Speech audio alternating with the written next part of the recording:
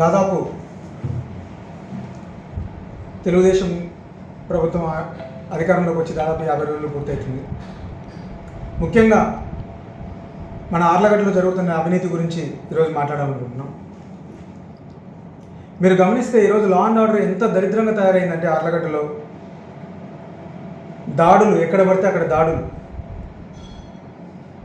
గత 20 రోజుల క్రితం చాకలి సీను అనేది అతన్ని ఎత్తుకుపోయి కొట్టి పాడేయడం అందరికీ తెలిసిన విషయమే. దానికి ముందు ఒక మర్డర్ జరగడము, ఇలాంటి లా అండ్ ఆర్డర్ ఇష్యూస్ అన్నీ కూడా క్రియేట్ అవుతున్నాయి. ఇప్పుడు కొత్తగా వసూళ్ళు మొదలుపెట్టినారు. మీరు చూస్తే షాపులలోకి వెళ్ళి అఖిలప్రియ బ్రదర్ అని చెప్పేసి నిఖిల్,